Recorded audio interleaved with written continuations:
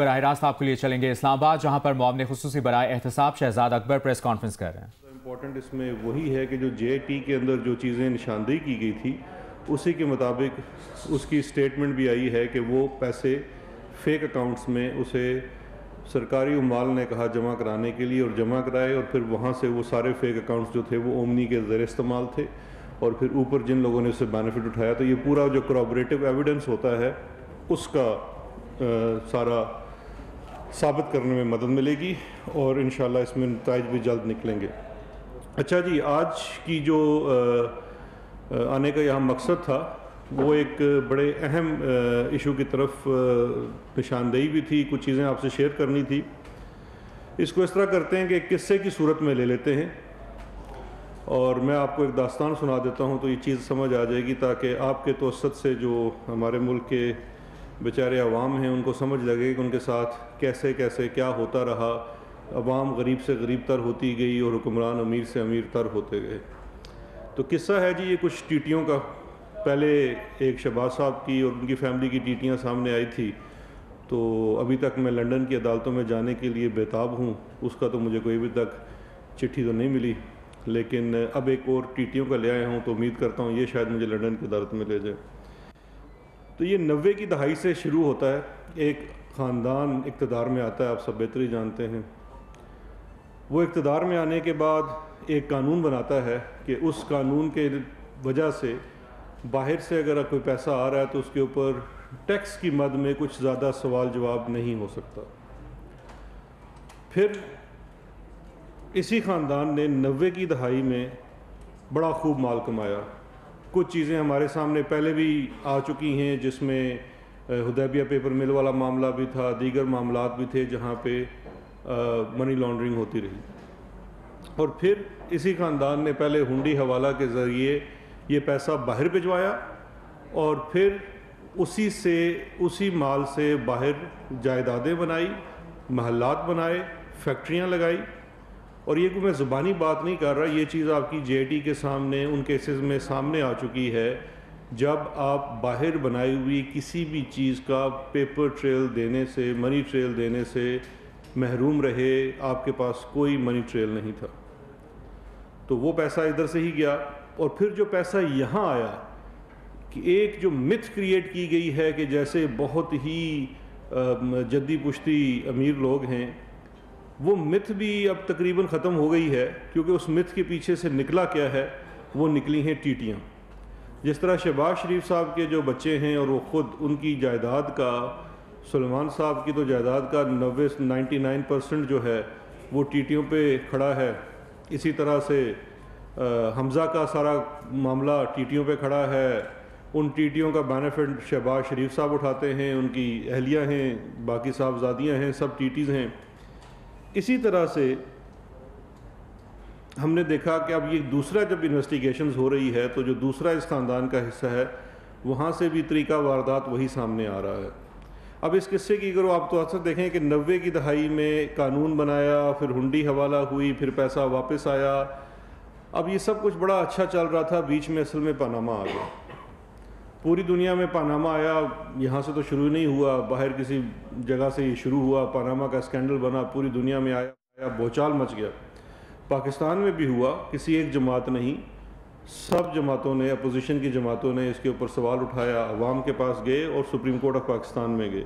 Lead اس میں ضرور پاکستان تحریک انصاف نے لی، اور اس چیز کے نتیجے میں ایک جے آئی ٹی بنی سپریم کورٹ آف پاکستان کی طرف سے، جنہوں نے انویسٹیگیٹ کیا، اور وہ 3 کیسز آپ کے سامنے اکاؤنٹیبلٹی کورٹس میں آئے، ہل میٹل کا، فلیگ شپ کا اور ایون فیلڈ فلیٹس کا۔ اب ہل میٹل کے کیس سے متعلق ایک بڑی اہم چیز اگر آپ اس کو دیکھیں تو اس کیس کے اندر جو ہے وہ تقریباً 85% سے زائد کی جو رقم ہے ہل میٹل کے ڈکلیئرڈ پروفٹ کی، وہ نواز شریف صاحب کو جاتی ہے، اور آگے سے اس کا ہی پھر تقریباً 80-85% حصہ جو ہے وہ اپنی صاحبزادی مریم صفدر صاحبہ کو گفٹ کرتے ہیں۔ اور اسی کیس میں یہ تینوں نواز شریف صاحب، حسن نواز شریف اور حسن حسین نواز شریف، تینوں اس میں ایکیوزڈ ہیں۔ نواز شریف صاحب کی حد تک کیس کنکلوڈ ہو چکا ہے، اور انہیں 7 سال کی اس کیس میں سزا ہو گئی۔ ایک چیز جو بڑی امپورٹنٹ اس سارے چیز میں رہ گئی اور وہ یہ تھی کہ آلدو JIT کی رپورٹ میں کچھ پیمنٹس کی نشاندہی ضرور ہوئی ہے مریم صفدر کی طرف، لیکن ان کی ڈیٹیلز موجود نہیں تھی، وہ بینکنگ ٹرانزیکشنز اور ڈاکومنٹس اویلیبل نہیں تھے جس سے وہ چیز سامنے آتی۔ اب وہ ڈاکومنٹس اویلیبل ہوئے ہیں اور ان ڈاکومنٹس کے مطابق TT شہباز کے بعد اب یہ نئی ایک TT سامنے آئی ہے، تو میں کچھ ڈاکومنٹس آپ سے شیئر کرنے لگا ہوں، یہ اپنی اسکرین پہ بھی آپ دیکھ سکتے ہیں۔ یہ ہے اب ایک ڈاکومنٹ دیکھیے، یہ 14 ملین کی ٹرانزیکشن ہے، ہل میٹل سے آتی ہے 2008 میں، اور یہ مریم صفدر کے اکاؤنٹ میں جاتی ہے MCB بینک میں۔ امپورٹنٹ ڈاکومنٹ ہوتا ہے فارم R، جس طرح آپ نے دیکھا کہ سلیمان شہباز وہ اپنا R فارم سائن ہے جس میں آپ اونرشپ لیتے ہیں کہ یہ پیسہ میرے نالج کے مطابق آ رہا ہے اور اس پرپس کے لیے آ رہا ہے جس کے لیے بھیجا گیا ہے، تو یہ ادھر ان کے دستخط ہوئے ہیں، تو اس سے انکار بھی نہیں کر سکتی۔ 14 ملین کا ہے اور پرپس لکھا ہوا ہے انویسٹمنٹ۔ اس کے بعد آپ آ جائیے اگلا ایک اور ڈاکومنٹ 17 ملین کی TT، اور اس 17 ملین کی TT کے بعد یہ ہے اس کا R فارم، دستخط ہے اس کے اوپر مریم صفدر صاحبہ کا۔ اس کے بعد آپ فردر ڈاکومنٹ میں آ جائیے، روپیز ہیں، یہ کنورٹ ہو کے روپیز میں ہے۔ 19 ملین اگلی TT، یہ بھی MCB بینک میں گارڈن ٹاؤن برانچ میں آتی ہے ہل میٹل کی طرف سے ڈائریکٹلی مریم صفدر کے اکاؤنٹ میں۔ یہ وہ اماؤنٹ نہیں ہے جو نواز شریف صاحب نے ان کو گفٹ کی، یہ وہ اماؤنٹ ہے جو سپوزٹلی مریم صفدر صاحبہ کلیم کر رہی ہیں اس R فارم کے مطابق کہ یہ انویسٹمنٹ کی صورت میں آئی ہے۔ تو اب دیکھنا یہ ہے کہ وہ کیا انویسٹمنٹ تھی۔ اس کے بعد آگے آ جاتے ہیں 7 ملین کی ایک اور TT ہے۔ یہ 7 ملین کی TT جو ہے یہ بھی مسلم کمرشل بینک کی برانچ میں آتی ہے لاہور میں، اور آگے اس کے بھی R فارم کے اندر جو مریم صفدر صاحبہ کا دستخط شدہ ہے اس کے اندر بھی پرپز اس کا جو بتایا جاتا ہے وہ انویسٹمنٹ ہے۔ TT ٹیلی گرافک ٹرانسفر۔ اس کے بعد یہ ریسنٹ، وہ تو 2008 اور 2009 کے میں نے آپ کو دکھائے، یہ ایک ریسنٹ TT بھی ہے جو کہ حبیب بینک جاتی عمرہ میں شریف ایجوکیشن سٹی کی جو برانچ ہے۔ ویسے آپ لوگ سارے انویسٹیگیٹو جرنلسٹ ہیں، میں آپ سے درخواست کروں گا کہ وہاں بھی جا کے دیکھیں، ہم تو جو فائل کھولتے ہیں اس کے اندر سے وہی برانچ نکلتی ہے ایک شریف ایجوکیشن سٹی کی۔ تو یہ 2016 میں یہ ایک لیٹسٹ بھی پیش خدمت ہے، 9.9 ملین کی TT، یہ بھی ہل میٹل سے آئی، مطلب دکان بند ہونے سے پہلے یہ TTوں کا سلسلہ تواتر سے جاری رہا۔ 9.9 ملین، یہ ساتھ میں نے اٹیچ کر دیا ہے، یہ میں چھوڑے جاؤں گا آپ لوگوں کے لیے، آپ اتفاق سے لیجیے گا آپس میں۔ یہ MCB کی بینک سٹیٹمنٹ ہے جس میں یہ ساری TTs شو بھی ہوتی ہیں، تو ملٹیپل ڈاکومنٹس آگے کہ آپ کی TT کا ڈاکومنٹ جو کہ ٹیلی گرافک ٹرانسفر کا ہوتا ہے، سوئفٹ میسج جو بینکس جنریٹ کرتا ہے، انٹرنیشنلی جنریٹ ہوتا ہے، اس کے ساتھ R فارم ہے جہاں پہ آپ ایکسیپٹ کرتے ہیں تو پیسے آپ کے اکاؤنٹ میں ٹرانسفر ہوتے ہیں، آپ پرپز بتاتے ہیں، اس میں اگر آپ جھوٹ بول رہے ہیں تو فورجری ہوگی، اور اس کے بعد یہ ہے آپ کا HBL کا اکاؤنٹ جس میں یہ 2016 کی ہے۔ اب سوال یہ اگلا آئے گا جی کہ اس کے بعد کیا ہوتا ہے۔ اب ہوتا یہ ہے کہ چونکہ میری ذمہ ایک منی لانڈرنگ کے کیسز کو دیکھنا بھی ہے، ہمارا ایک یونٹ بنا ہوا ہے جو اس کی تفتیش کرتا ہے مختلف چیزوں کو، تو ہمیں یہ تمام جو سوئفٹ میسیجز ملا، تو جیسے اس کا ریلیونٹ ادارہ ہے، ابھی اس کا پینڈنگ کیس ہل میٹل کا اکاؤنٹیبلٹی کورٹ نمبر 2 میں پینڈنگ ہے۔ اس سلسلے میں میں نے اس ہفتے 2-3 دن پہلے نیب کو ایک چٹھی بھی لکھ دی ہے جس میں یہ تمام شواہد اٹیچ کر دیے ہیں سارے، کہ جی یہ ایک چیز جو تھی شاید صرف نظر ہو گئی یا پہلے یہ ملا نہیں تھا، یہ ایڈیشنل ایویڈنس ہے، ڈاکومنٹری ایویڈنس ہے کہ ایک ایسی چیز ہل میٹل اسٹیبلشمنٹ جس کے بارے میں JIT، اکاؤنٹیبلٹی کورٹ کا فیصلہ، سپریم کورٹ کا فیصلہ، تینوں ایک بات کہتے ہیں کہ یہ پروسیڈ آف کرائم تھا. اس کی آج تک کوئی منی ٹریل نہیں آئی کہ یہ پاکستان کے رہائشی، یہاں کے پبلک آفس ہولڈر، انہوں نے اور ان کے خانوادے نے یہ کیسے اسٹیبلش کی سعودی عربیہ میں. اس کی لیجیٹمیسی ثابت نہیں ہو سکی.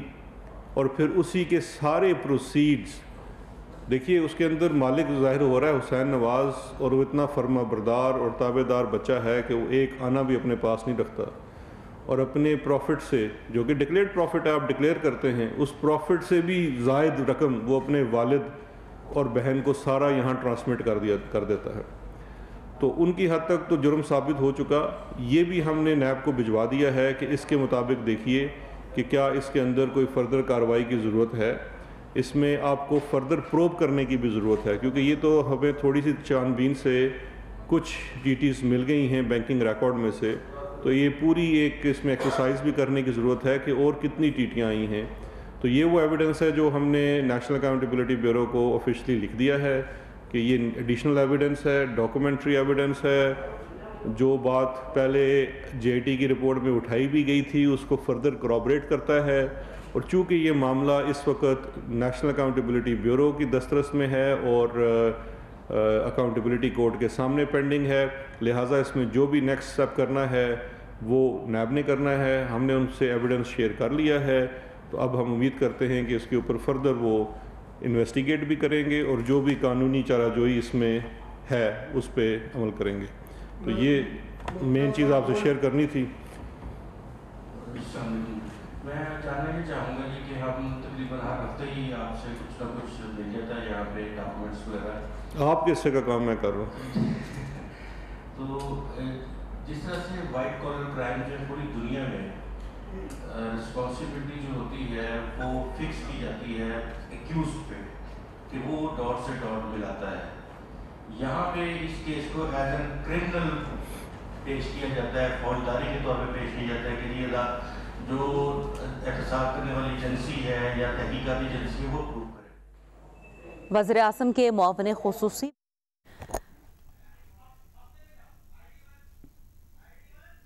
تو ان کے ضمیر سو رہے تھے، جو ہی وہ بیٹھے تو ان کے ضمیر جاگ گئے.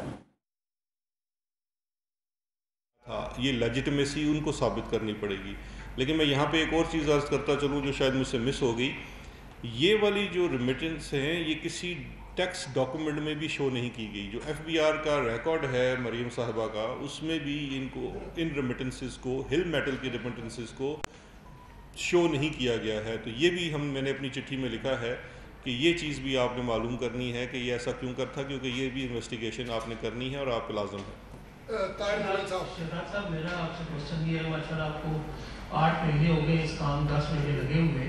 ہمیں قوم کو اور لوگوں کو یہ انٹرسٹ ہے کہ ان سے پیسہ نکلے گا کیسے اور آئے گا کیسے. ابھی اومنی گروپ سے بارگیننگ میں 2 ارب روپیہ نیب نے وصول کیا ہے. آپ ان کا زرداری گروپ کا، شریف گروپ کا کوئی پیسہ آتے ہوئے دیکھ رہے ہیں واپس گورنمنٹ میں، یا آپ کا طریقہ کیا ہوگا؟ دیکھیں یہاں پہ قانونی طور پہ عدالتیں ہیں، اس میں آپ مداخلت نہیں کر سکتے. کیا کوئی ایسا آرڈیننس لا رہے ہیں، کوئی ایسا طریقہ کریں گے؟ دیکھیں جو بھی، اگر پہلی بات ہے کہ پوری عوام کی، آپ کی نہیں پوری عوام کی خواہش ہے کہ جلد سے جلد ریکوری ہو. لیکن مسئلہ یہ ہے کہ آپ کو قانون کے مطابق، انہوں نے تو سنا ہی کچھ نہیں، آپ کو قانون کے مطابق ریکوری کرنی پڑے گی جو اس کا مروجہ قانون ہے. تو وہ پورا پروسیس فالو کرنا ہے. ہر اکیوز پرسن کے پاس پلی بارگین کی آپشن موجود ہے جو کہ والنٹری ہے. اس میں ہم کسی کے اوپر زور زبردستی نہیں کر سکتے، والنٹری ہے.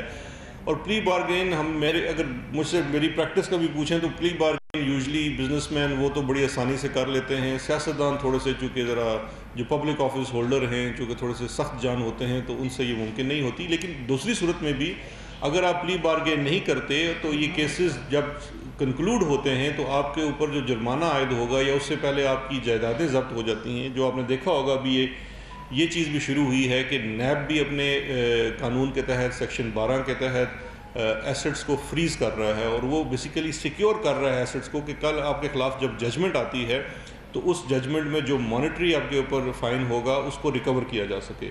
تو وہ ایک طریقہ ہوگا اس کی ریکوری کا. سیکنڈلی جو سب سے بڑی امپورٹنٹ چیز ہوئی ہے ریکوری کے ضمن میں، قانون تو 2017 سے بنا تھا، رولز نہیں تھے، نافذ العمل نہیں تھا، وہ بے نامی ایکٹ ہے.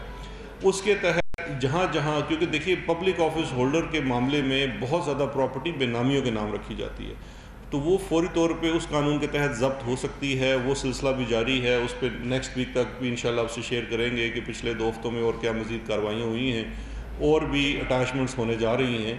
تو وہ بھی ریکوری کا ایک طریقہ ہے، بیکاز وہ تھوڑا سا تیز طریقہ ہے ٹیکس کے قانون کے تحت. سر آپ تو لیٹ آئے، پہلے گلا آپ سے. اچھا جی، میں آرڈیننس کا بتاتا ہوں. دیکھیں آرڈیننس کا مسئلہ یہ ہے کہ سپریم کورٹ کی ریسنٹ ججمنٹس آنے کے بعد آرڈیننس کی زیادہ دیر وقت نہیں رہتی، اور کوئی آرڈیننس اگر آ بھی جاتا ہے اور بالکل ہی آپ کے مروجہ قوانین کے برخلاف ہوتا ہے تو وہ کورٹ میں بھی چیلنج ہو جاتا ہے. تو اس لیے ہمیں اپنے آئین کے دائرے میں رہتے ہوئے اگر کوئی آرڈیننس بھی آئے گا تو اسی کے تحت آئے گا. تو جو پروسیجرز ہیں، جو پروسیس ہے، ڈیو پروسیس ہے، اس سے آپ ہٹ نہیں سکتے.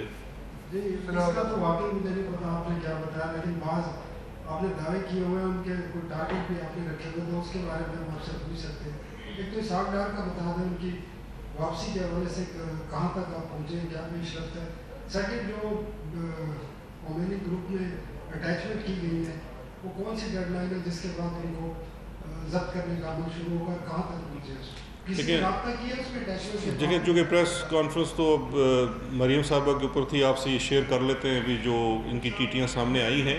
لیکن ڈار صاحب کے اوپر دیکھیے ایکسٹریڈیشن کا عمل تو جو ہمارا MOU تھا اس کے مطابق جاری ہے. ابھی وہاں پہ جو پولیٹیکل وہ تھوڑا سا ایشو تھا وہ بھی ریزالو ہو گیا ہے. میری جلد ملاقات بھی متوقع ہے سیکرٹری آف اسٹیٹ کے ساتھ. میں نے انہیں چٹھی بھی لکھی ہے پچھلے ہفتے، اور جو ایڈیشنل ایویڈنس انہوں نے مانگا تھا اس پہ بھی کام ہو رہا ہے. ان کی پراپرٹی کی اٹیچمنٹ کا ان کے جو یہاں پہ تھی وہ بھی قانون کے مطابق آپ کے پاس ایک چیز ہے، تو اس کے اوپر بھی کام شروع ہوا ہے تاکہ ریکوریز تو کم از کم پوری ہوں. جہاں تک جو اومنی گروپ والی اٹیچمنٹ کا سلسلہ ہے، اس میں جو پروسیس ہے، جو انیشیٹنگ آفیسر ہوتا ہے، یہ پروویژنل میئر ہے کہ وہ پراپرٹیز اٹیچ کر دیتا ہے. پھر اس کے پاس شاید یہ 2 ماہ کا پیریڈ ہے یا 3 ماہ کا، وہ 60 ڈیز کا ہے. 60 ڈیز جب گزر جاتے ہیں تو وہ اس کو ان کے پاس اختیار ہے کہ وہ جو ایڈجوڈیکیٹنگ اتھارٹی ہے جو کہ قائم کر دی گئی ہے، اس کے پاس وہ اپنا کیس لا سکتے ہیں. اس کے اوپر کام ہو رہا ہے. 60 ڈیز کے اندر جو انیشیٹ آفیسر ہے اس نے اپنی رپورٹ بھی فائل کرنی ہے، تو وہ 60 دن میں رپورٹ فائل کرے گا. اس سے پہلے دوسری پارٹی بھی جا سکتی ہے، لیکن ابھی تک میری اطلاع کے مطابق اومنی گروپ والے کسی پراپرٹی میں کسی پارٹی نے ابھی تک رجوع نہیں کیا ایڈجوڈیکیٹنگ اتھارٹی سے. صحیح جو اس کا جواب ہے وہ کہ اب پچھلے 4 دنوں میں نہ کر لیا ہو تو وہ آپ کو FBR بتا سکتا ہے. صحیح ہے. تو شہزاد اکبر صاحب، یہ مریم صاحبہ کے خلاف جو اتنے زیادہ پروف آپ کے پاس موجود ہیں اور اتنی ٹرانزیکشن ان کے اکاؤنٹس میں ہوئی ہیں، تو اس کے بارے میں کوئی ایسی ٹیم تشکیل دی ہے کہ جس سے ریکور ہو جائے؟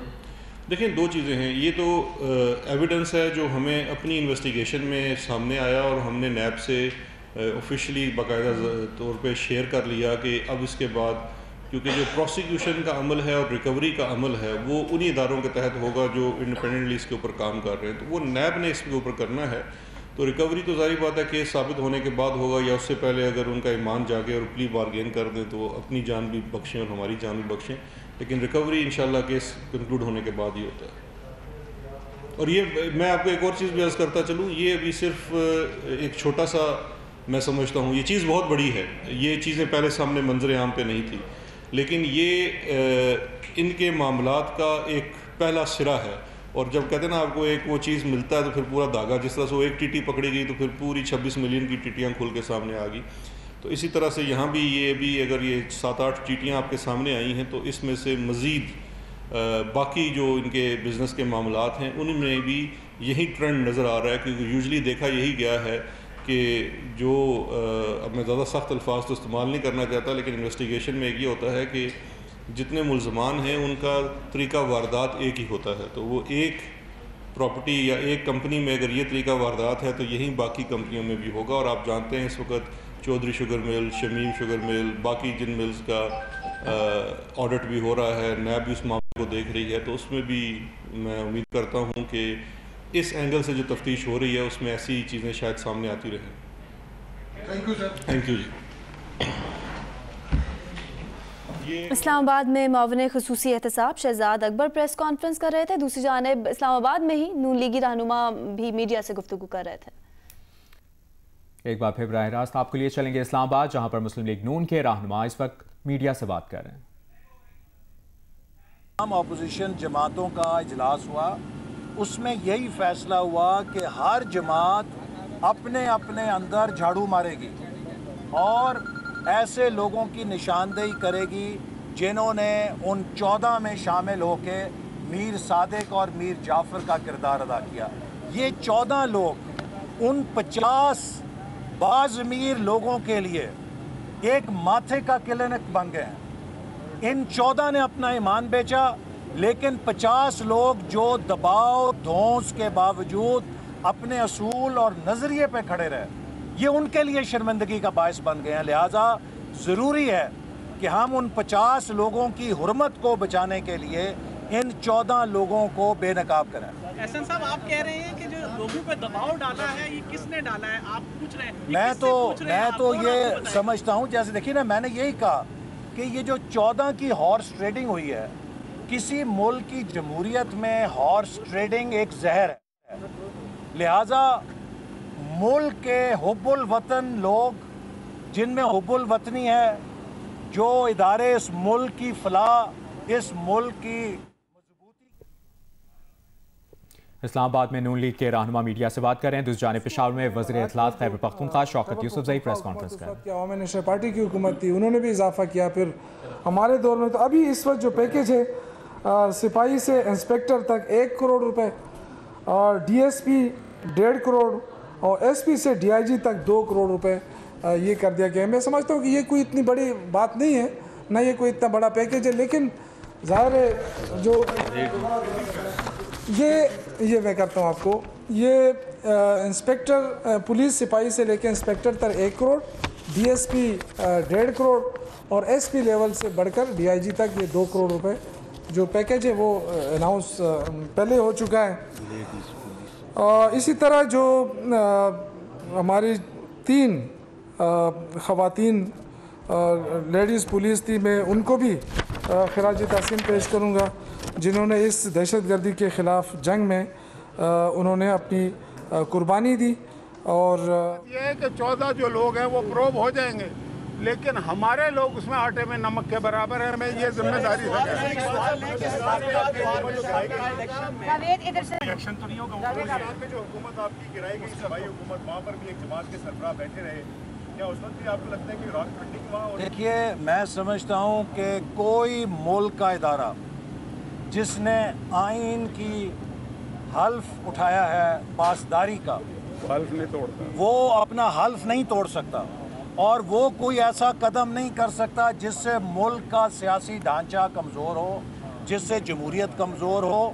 یہ پاکستان دشمن قوتیں ہیں، اور مجھے یقین ہے کہ بلوچستان میں جو ہماری حکومت کو ڈی سٹیبلائز کیا گیا، اس کی پشت کے اوپر وہ قوتیں تھیں جو سی پیک کو سیبوٹاج کرنا چاہتی تھیں. چودھری شاکر سولنگی صاحب، آپ لوگوں کی پارٹی کیا یعنی نون ہو، پی پی او، ایکس وائی زیڈ، جتنی بھی جمہوری قوتیں ہیں، انہی لوگوں کو کروڑوں روپے کریم سے ٹکٹ دے کے اور ان کو لاتے ہو، یا غیر جمہوری قانون کے حکم پر ان کو لاتے ہو. ہماری پارٹی میں ایسا نہیں. کلثوم پروین ہو، ظاہر مشاہد اللہ خان یا رضا ربانی جیسے احتجاج جیسے تو بہت کم لوگ ہوتے ہیں نا.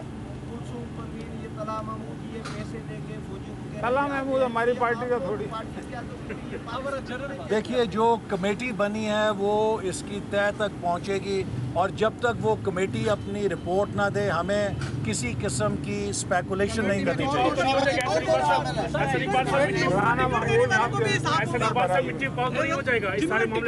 دیکھیے، یہ اتنا بڑا جرم ہے. یہ پاکستان کے سب سے بڑے ادارے سینٹ کے اوپر دھبا لگایا گیا ہے، اور جس نے یہ دھبا لگایا ہے، یہ عمران احمد نیازی کی قیادت میں دھبا لگایا گیا ہے. چونکہ ڈپٹی چیئرمین کے اوپر ثابت ہوا کہ ان کے پاس 32 ووٹ تھے، اور 64 ووٹ چیئرمین کے خلاف کھڑے ہوئے. ان 64 کو 50 میں بدلنے کے لیے کس نے چیئرمین کو کہا تھا کہ ڈٹے رہو، ہم تمہارا کام کر کے دیں گے. تو لہٰذا इमरान अहमद नियाज़ी का ताल्लुक़ कोई ऐसी गैर मुल्की एजेंसियों के साथ है जो पाकिस्तान को डिस्टेबलाइज करने के लिए काम करती हैं और जो पाकिस्तान की जमहूरियत की जड़ें काट रही हैं।